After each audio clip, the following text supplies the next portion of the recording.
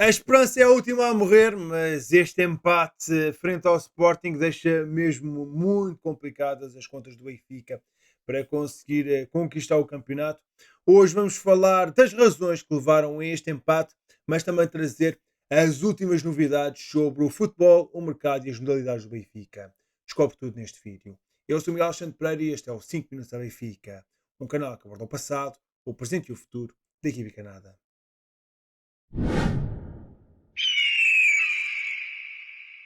Ainda muito triste, iludido e com muita azia depois deste empate, complica muitas contas do campeonato.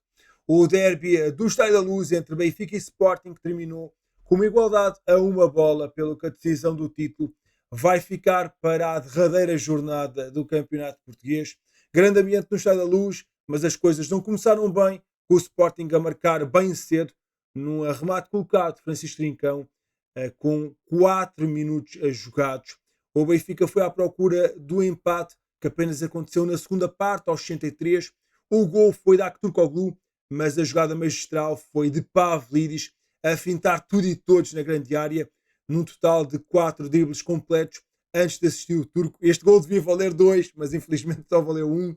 E aos 76, Pavlidis esteve muito perto de conseguir a reviravolta, mas acertou no poste. Apesar do bom momento do Benfica, as várias paragens e as substituições levaram que a partida começasse a perder intensidade e mais nenhum gol surgiu. Com este empate a um gol na 33ª jornada da Liga, a luta pelo título nacional 2024-2025 vai ser levada até ao fim da prova, mas com vantagem para os Leões. Os dois rivais vão para a última jornada em igualdade pontual com 79 pontos, mas com vantagem leonina no confronto direto. Já ganham em casa, empatou na Luz. Para garantir o bicampeonato, o Sporting tem de somar o mesmo número de pontos do que o Benfica. Isso quer dizer que Rui Borges, se ganhar em casa frente ao Vitória, assegura sempre o título. Nesse sentido, o cenário para o Benfica é somar mais pontos do que o rival. Se o Sporting perder, só precisa o Benfica de empatar em Braga na última jornada. Se os Leões empatarem, a única possibilidade de festa encarnada é com um triunfo na pedreira. Mas enfim, neste momento a tarefa não se afigura nada fácil e aquilo que a gente precisa é de um verdadeiro milagre. Se é certo que não há impossíveis no futebol, o certo é que a vitória em Braga será sempre difícil e ainda vamos ter que esperar por um deslize do Sporting na última jornada. O Benfica deixou de depender de si e isso é sempre muito, muito negativo. Devíamos ter ganho o jogo de ontem, mas fomos cometendo alguns erros ao longo desta partida que acabou por nos faltar aqui alguma pontinha de sorte, principalmente naquele remate ao poste Pavlidis. Um derby é sempre decidido nos pormenores e cometemos erros a mais, mas afinal o que é que falhou para o Benfica não sair deste jogo com uma vitória? Vamos então falar um pouco sobre isso. O derby do século acabou por ser jogado mais com o coração, foi uma partida com poucas oportunidades de gol e com pouca qualidade exibicional. O principal problema do encontro para o Benfica foi logo ter sofrido um gol cedo demais. Ainda por cima, num movimento muito típico do ataque do Sporting e que muitas vezes já deu um golo nesta temporada. A equipa devia estar melhor preparada para este tipo de lances. Deu-se demasiado espaço para o Trincão rematar. Em vantagem, o Sporting ficou mais confortável no jogo e começou a jogar com o resultado, baixando o bloco progressivamente. Era fundamental o Benfica marcar primeiro para colocar mais pressão sobre os Leões e ao não ter conseguido fazer isso, complicou ainda mais a sua tarefa. O gol madrugador também acaba por obrigar a mudar o plano de jogo e as Águias acabaram por demorar demasiado tempo a responder à desvantagem nesta partida. O certo é que depois do gol, o Sporting também raramente incomodou ofensivamente, apostando no jogo direto. Por sua vez, o Benfica procurou pegar no encontro e foi criando algumas oportunidades, mas não esteve particularmente feliz no último terço. Ao último passo não saiu em condições, ao remate também deixava a desejar. Faltou a eficácia que o Sporting teve ao marcar na primeira oportunidade que possuiu. A insistência nos lances pelo centro do terreno era uma resolução também tranquila por parte da turma de Alvalade. O Benfica podia e devia ter apostado muito mais em atacar nas laterais. Ficou perfeitamente visível ao olho de toda a gente que o plano inicial de Bruno Lage não correu bem na primeira parte e ele teve que corrigir ao intervalo. A equipa veio bem melhor para o segundo tempo, podendo conseguir reviravolta no marcador, dominou os últimos 45 minutos, ainda que tenha voltado a criar poucas oportunidades de gol, e esse foi dos pecados deste jogo. O Benfica não conseguiu ter muitas chances para conseguir marcar. Acabou por ser um derby muito combativo, onde houve muitos duelos e paragens, faltou alguma clarividência e assertividade por parte das águias, que foi melhorando com o decorrer do jogo. Entrou muito bem na segunda parte, como já disse, e teve uma jogada de puro futebol. Pavlidis tem uma jogada incrível, onde passa por 4 jogadores e serve a Aktürkoğlu para empatar a partida. Uma jogada fantástica que devia ter permitido uma resposta mais forte às águias, embaladas com esta jogada incrível. Ainda tivemos uma bola ao poste, passado poucos minutos, mas era importante tentar carregar ainda mais e pressionar o Sporting, que na segunda parte quase se limitou a defender. O Benfica devia ter castigado mais essa postura defensiva. Brunage acho que demorou algum tempo a colocar 2 avançados em campo para tentar ter mais gente perto da baliza leonina. O certo é que não foram construídas grandes oportunidades de golo. Não se arriscou muito no remate fora da área e isso podia ter sido uma arma importante, uma defesa incompleta, uma bola a ser ali enrolada, com um mau corte da defesa do Sporting que podia permitir que o Benfica numa recarga conseguisse chegar ao golo, mas acabámos por não conseguir testar muito esse tipo de lance. Mas no jogo que era uma autêntica final, acho que mais algum risco era necessário por parte do Benfica para dar o tudo por tudo para conseguir chegar à vantagem. Destaque também para uma arbitragem com um critério muito criticável por parte de João Pinheiro e com alguns lances bastante polémicos ao longo da partida. Para mim, o mais criticável é aquele aos 25 minutos, onde é Bast com ambas as mãos e sem qualquer interesse em jogar a bola, acaba por empurrar o peito de Otamendi, levando à queda do capitão do Benfica. Na minha opinião, ficou pelo menos uma grande qualidade por assinalar. O VAR devia ter chamado a atenção ao árbitro, mas ao longo do encontro houve várias decisões que deixaram muito a desejar por parte da equipa de arbitragem, que não teve um dia particularmente feliz. Independente disso, o Benfica, numa autêntica final, também tinha de ir à procura de outro resultado e ser mais intenso na procura pelo gol da vitória. Ainda assim, fica também a sensação que o problema não foi bem um empate neste jogo, mas aquele resultado desastroso em casa frente ao Aroca, que nunca podia ter acontecido. Aquele empate a 2 bolas pode muito bem ter sido determinante para as contas finais do campeonato. Vamos ver o que acontece na última jornada, mas efetivamente é preciso um autêntico milagre para isto mudar e haver um golpe de teatro. No futebol tudo é possível, mas a tarefa não será nada fácil.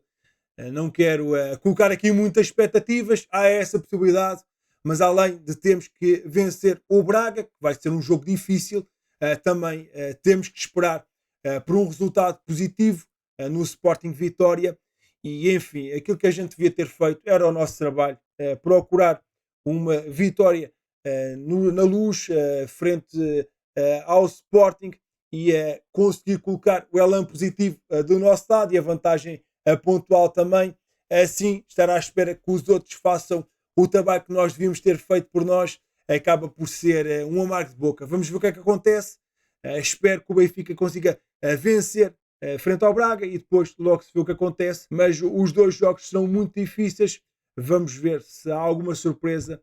Mas lá está, não quero ter muitas esperanças porque estava com grandes expectativas de conseguir vencer este derby e infelizmente acabei desiludido com grande parte de vocês.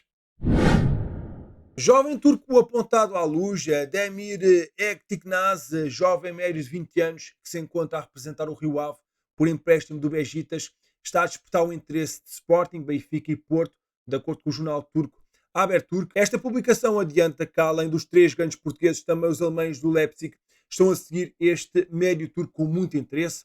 Este interesse por parte dos grandes portugueses também foi confirmado pelo jornalista Fabrício Romano. O Rio Ave tem uma opção de compra definitiva do passe do jogador por um valor a rondar os 5 milhões de euros, podendo acionar essa opção com vista a uma venda por uma quantia mais elevada logo depois.